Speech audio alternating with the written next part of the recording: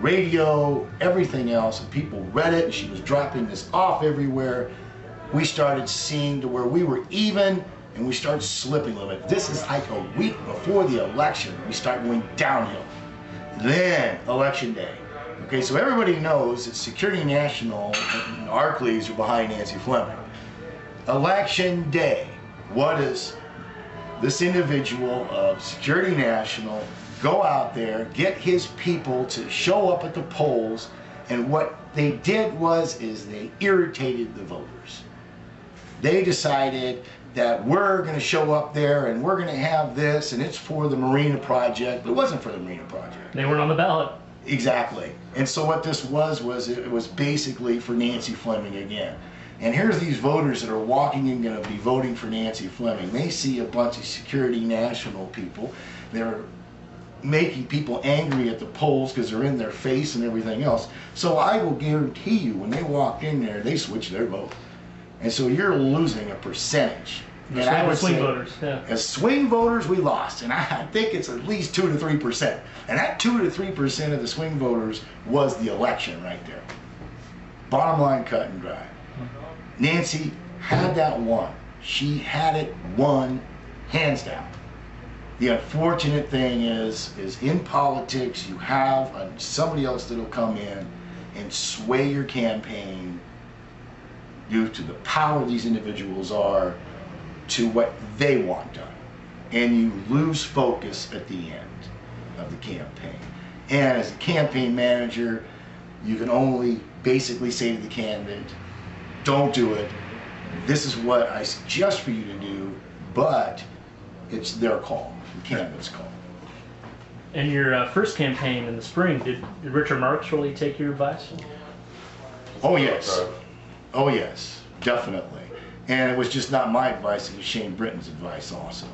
We had two brilliant advisors. Well, I'd say brilliant. We're both brilliant. Shane and me are brilliant advisors, campaign-wise, with Richard Marks. He listened to everything we had to say, all the way down to the speeches and how to handle himself, and to basically relate more and be open more. And Richard had a lot of that with unionizing, you know, workers and stuff like that. So it was just a little bit, Richard didn't really need a lot of prep. Good speaker, you know, everything else, and he listened to what his camp told him, and Richard was there. We said, you're at a meeting, you're there. This is what you're doing, boom, boom, boom, boom, boom. And he just went bam, bam, bam. So you didn't miss any debates at the senior center like Nancy? No, no. Yeah. And I wasn't with Nancy when the seniors debate was. She was running her campaign by herself at that time. That was before the primary. Okay. That was before the primary, and we were sitting there because I was the one that set up the debate at the senior center.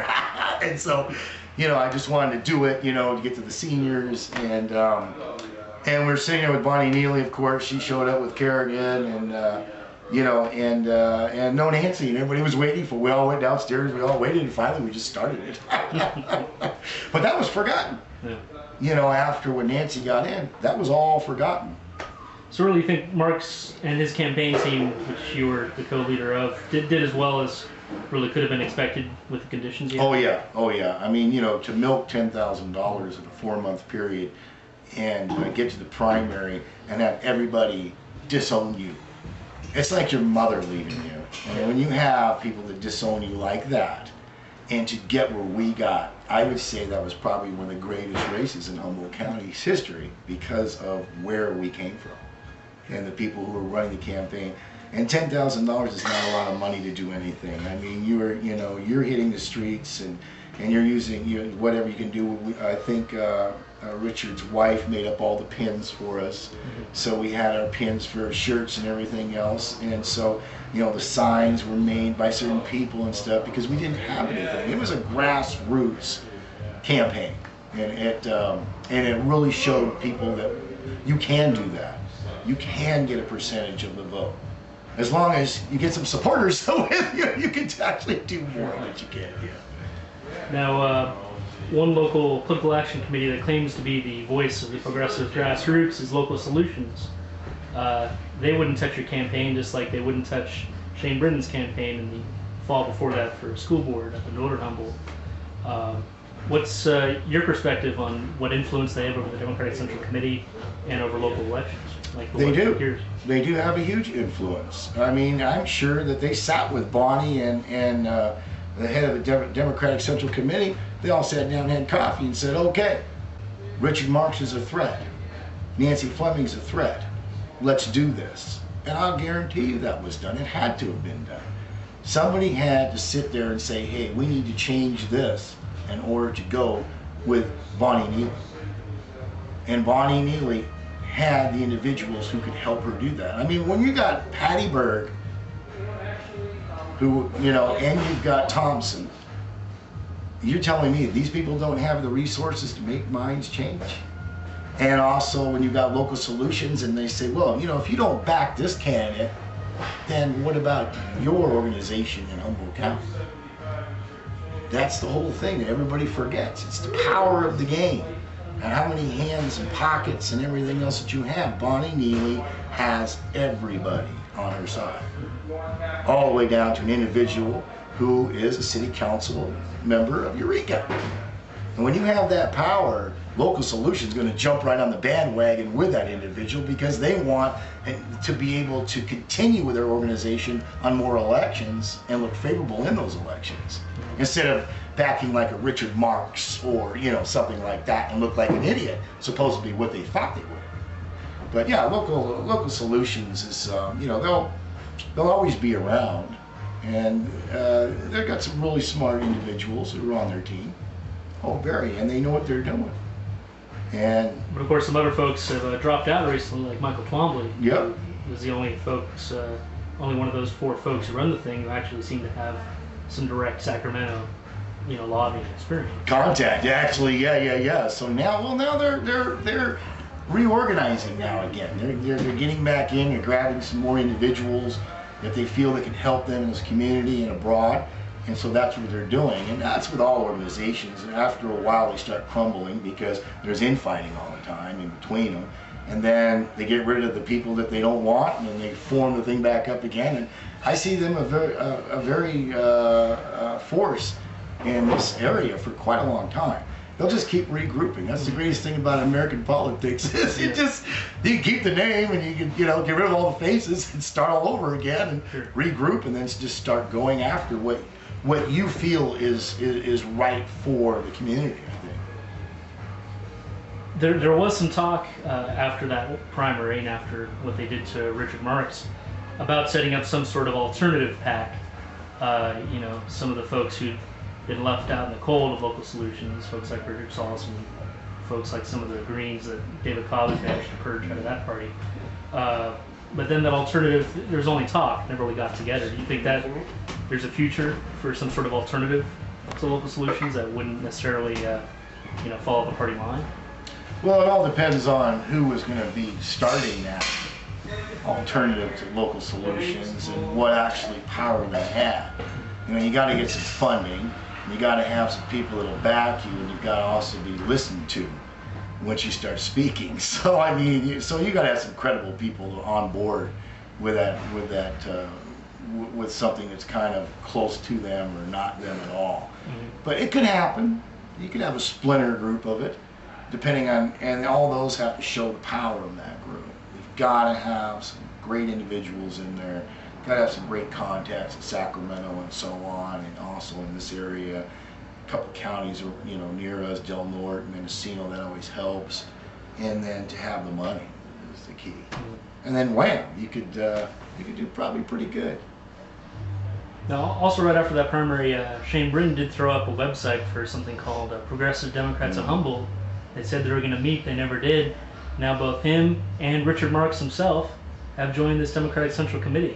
What does that tell you as far as the future of independent political action from Local Solutions and from Central Committee? Well, actually, they did meet, I think, twice, because Richard Marks, Shane put it up, and I read the website, and then they had 2 meetings, and then they disbanded. What happens in America is, politically, is there's always the group that grabs you and condenses you into that group. So let's say you started a group out. The next thing you know, this group over here is more powerful, comes in and starts grabbing some of your members on there, and you collapse and you end up forming back into their group. That's what happened with the Central Democratic Central Committee, because these people are Democrats. They're the only Democratic Central Committee up here. Okay, so you either go with them or you don't. And so Shane, I think I heard now that Shane Britton is going to start some youth Democratic committee or something like that. But what happened is Shane went back to the, and I don't think he ever left the Democratic Central Committee. And so he's back with them now, and I believe he's on their board. Now Richard, okay, he was disowned by them. He used to work for them. I was talking to him and one day, and this was a while back, and he said he went back to the Democratic Central Committee. I just was furious. I said, you are kidding me. You went back to somebody who just disowned you, spit you out there, could care less about you, and back a Republican of all people. And you're going to go back and work for that Central Committee, a Democratic Central Committee again? Richard Marx's response is that me and my wife have been a long loved Democrat, and we do what we can for the Democrats in this area. And I just shook my head, because I know that if Richard Marx went back and ran against Bonnie Neely again, and he's a member again of the Central Democratic Committee, that they would throw him out, refuse to back him, and back Neely again. Bottom line, cut and dry, I know that'll happen. Matter of fact, if Richard Marx runs for Patty Berg's seat coming up, and he will not get backed by the Democratic Central Committee. They will back another Democrat. They will not back him. I think that they're scared of him. I think they're scared of his ideologies, because I believe that Richard Marx can make a big difference, not just in this community, but also in Sacramento. People are scared of people like that. They will not back them. They will disown you, and they will go to the quieter side like Bonnie Neely, where it's the same old, same old. Why change? Why fix it when it's not broken? We're all riding that same wave. Let's keep with this wave we're doing another 4 years. It feels great. Don't stir it and shake it. Keep the gravy train going. Yes, just keep that gravy train going, and everybody gets to get what they get out of that same can. It's been getting that for years. Don't jump in. Just don't come in with ideas to change crime and drugs in our community, get people off welfare, start bringing in jobs. No, we don't want that. The people that have the jobs, have the jobs. The people that don't. And it's been like that, the old school in this community for years. You do not want to upset that at all. No. And they won't let you. Those people are very powerful people. And so as we all slave for $12 an hour jobs, if we can get them with our graduate degrees or any college degree, these people have all the jobs that they're not going to give them. You can't make a living here. That's unfortunate. So working for a Democrat, working for a Republican in the same election, trying to unseat a 20-year incumbent, what does this tell you about the state of partisan politics in Humboldt County?